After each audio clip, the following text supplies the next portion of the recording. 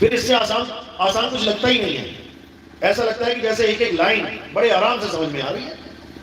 लेकिन जिस पर कृपा ना हो वो सारी उम्र भी मगजमारी करता रहेगा, सत्संग सुनता रहेगा, तब भी उसे यह सत्संग समझ में आने वाला नहीं है।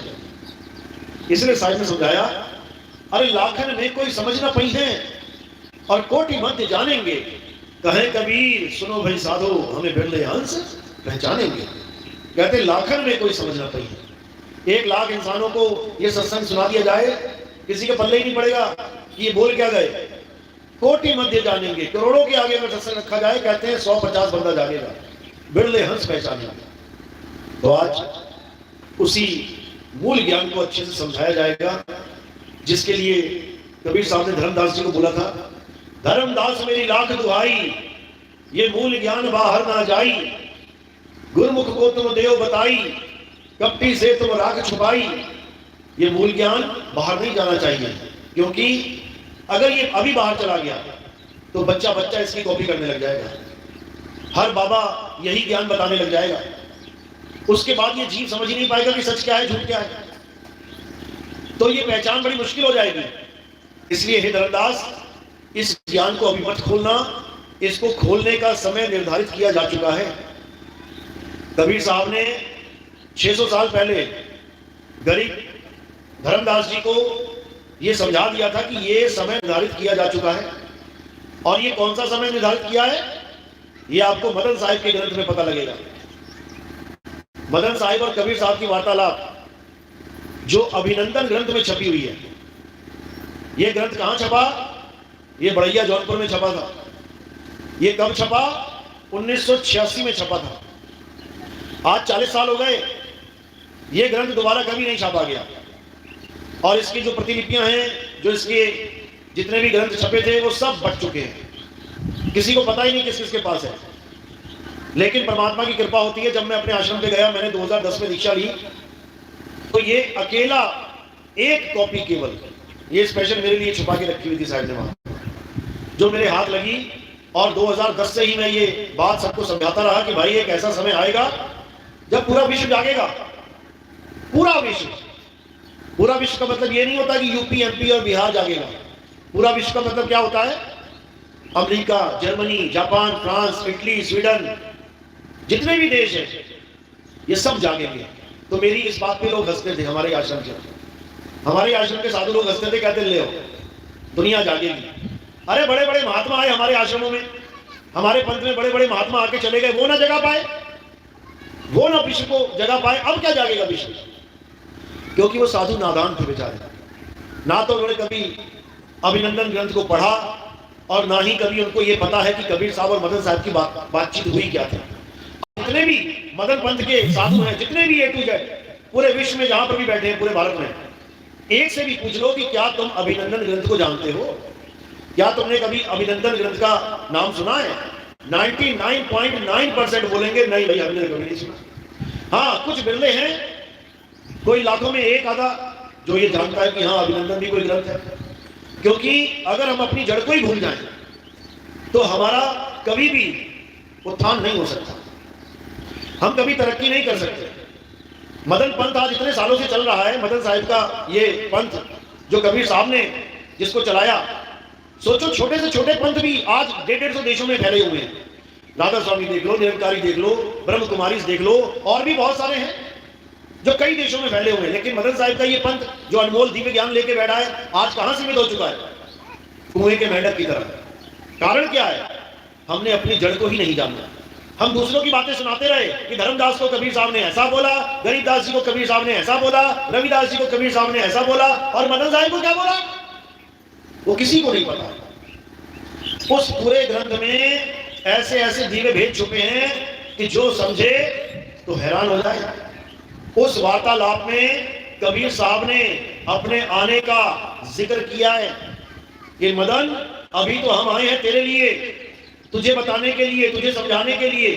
क्योंकि मदन साहब आपको पता है कि अष्टांग योग सिद्ध थे, अष्टांग योग सिद्ध थे, लेकिन एक बीजक की वाणी पढ़ के उन्होंने सारा योग त्याग दिया और उस परमात्मा को पाने के लिए, उस सार शब्द को जानने के लिए, कहते हैं जौनपुर के जंगल में बैठ गए और ये प्रण लिया कि अगर 7 दिन के अंदर परम पिता परमात्मा मुझे वो सार शब्द का भेद देने नहीं आए तो मैं अपनी गर्दन उतार दूंगा। आज भी वो तलवार जो उन्होंने अपनी गर्दन काटने के लिए साथ में रखी थी, खरौना में जो आश्रम है, आज भी वो तलवार वहां पड़ी है। तो अगर तलवार रखी है तो वार्तालाप भी तो हुई होगी कि बस दर्शन दिया और चले गए। पूरी वार्तालाप है मदन साहिब के इस अनमोल ग्रंथ में, जो प्रकाशपति साहिब ने, बड़ैया के संत थे, सदगुरु प्रकाशपति साहिब ने ये ग्रंथ छपवाया था। लेकिन दुख के साथ कहना पड़ रहा है कि उन्हीं की गद्दियों पे जो महंत बैठे हुए हैं वो इस ग्रंथ का नाम तक नहीं जानते। उनको इतना पता है कि जमीन कहाँ है, कितनी है, आलू कितना उगेगा और गोभी कितनी उगेगी और प्याज कितना उगाना और क्या मंडी का भाव चल रहा है, ये सब उनको पता है। लेकिन उनको ये नहीं पता कि मदन साहब और कबीर साहब की जो वार्तालाप हुई थी वो प्रकाशपति साहिब ने अपने कर कमलों के द्वारा प्रकाशित किया था। उसका नाम है अभिनंदन। क्यों नहीं रखा गया कबीर ज्ञान, कबीर वाणी, कबीर प्रकाश, सार शब्द प्रकाश, सार शब्द वाणी, क्यों नहीं रखा गया नाम? क्यों रखा गया अभिनंदन? क्या मतलब होता है अभिनंदन का? अभिनंदन का क्या मतलब होता है? स्वागतम। ये स्वागतम ग्रंथ है, ये स्वागत कर रहा है किसका? ये कबीर साहब की वापसी का स्वागत कर रहा है। कबीर साहब ने उस ग्रंथ में बताया कि मदन, अभी तो मैं तुझे ज्ञान देने आया हूं, लेकिन उसके बाद मैं सारे संसार को ज्ञान देने आऊंगा, सारे संसार को। ये जो भेद छुपा हुआ है कबीर सागर में कि 12 पंथ काल फुरमाना, भूले जीव न जाए ठिकाना, 13वें पंथ हम ही चले आए, सब पंथ मेट के एक पंथ चलाएं, ये तो बोल के गए हैं, केवल आएंगे कब? ये मदन साहिब के ग्रंथ में इसकी चाबी छुपी हुई है इस ताले की। क्या कहते हैं? हे मदन, तेरे पंथ में भी नाना प्रकार के साधु आ जाएंगे जो गुटके खाएंगे, तंबाकू खाएंगे, गांजा पिएंगे, भांग धतूरे खाएंगे और बड़ी बड़ी बातें करेंगे, सार शब्द की बात करेंगे, सब लंगोटी पहन पहन के गुरु बन जाएंगे, चेला एक भी नहीं बना रहेगा। तो क्या बोला? बहुत मदन में पंथ चले हैं, बहुत ज्ञान कथ के समझई हैं, ताकि बात ना मानो एका, सार शब्द में लाखों टेका। ये जीवों के लिए संदेश है कि मदन साहिब के पंथ में नाना प्रकार के साधु अलग अलग प्रकार का ज्ञान समझा रहे होंगे। कोई कह रहा होगा सार शब्द एक ऐसी आवाज है, आ, वो आ को लेकर पकड़ के बैठ जाएंगे। कोई कहेगा सार शब्द बड़ा आ है, आत्मा छोटा आ है। कोई कहेगा 5 नाम से मुक्ति होगी, कोई कह रहा है 10 नाम से मुक्ति होगी, कोई पीपल की पूजा करवा रहा है, कोई पत्थरों की पूजा करवा रहा है। ये मदन साहिब के पंथ का हाल होगा और ये है, हमने देखा अपनी आंखों से क्या चल रहा है। तो साहिब ने क्या कहा? ये पंथ भी भ्रष्ट हो जाएगा। तब क्या होगा? फिर कहते हैं चौथी गद्दी होई अवतारा, ताका चरित्र विदित संसारा, मेरी बात सांच कर मानो, मदन समझ अपने मन मानो, चौथी गद्दी का विस्तारा, डंका बाजी सब संसारा, हम उनके सिर बैठब आई और वहां से पार कोई नहीं पाई।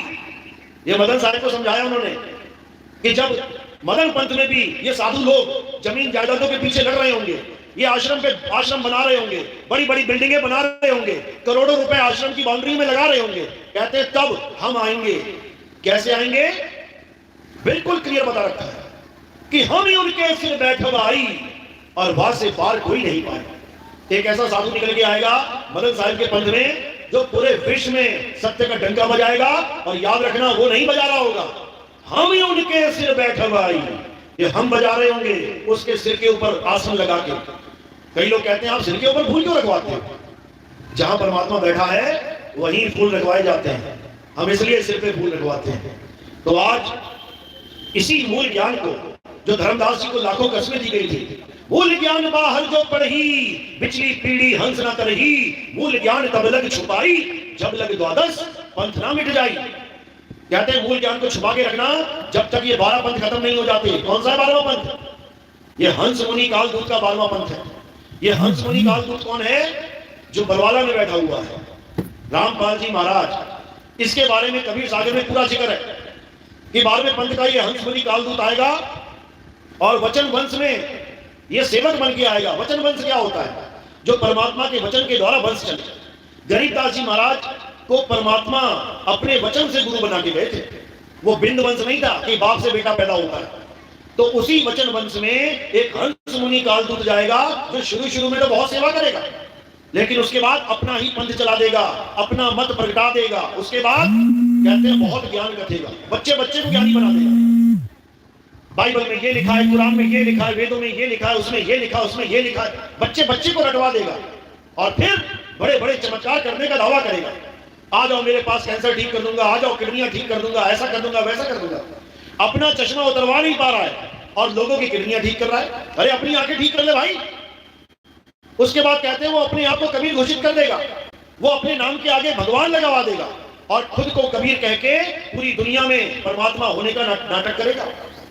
कहते हैं जब ये 12वां पंथ खत्म होगा, यानी इसके ज्ञान की धज्जियां उड़ जाएंगी, तब ये 13वां पंथ पूरे विश्व में उजागर हो जाएगा। तो कहते हैं 12 पंथ काल फरमाना और भूले जीव न जाए ठिकाना, 13वें पंथ हम ही चले आए और सब पंथ मेट के एक पंथ चला। तो ये वही पंथ चल रहा है जो सारे संसार को एक करेगा। लेकिन जो विवेकहीन प्राणी होंगे, दो प्रकार के प्राणी होते हैं दुनिया में, एक तो विवेकी और एक विवेकहीन। तो विवेकी तो इस पंथ को ग्रहण करेंगे, लेकिन विवेकहीन इसको नहीं समझ पाएंगे। उनके लिए ये भवसागर, ये 84 तैयार है, ये यहीं पे धक्के खाते रहेंगे। तो आज इसी मूल ज्ञान को समझना है कि आखिर क्या है वो गुप्त भेद जिसको छोड़ दो, इसे छोड़ दो, हटा दो नीचे। तो इसको अच्छे से समझना है और अपने जीव का कल्याण करना है।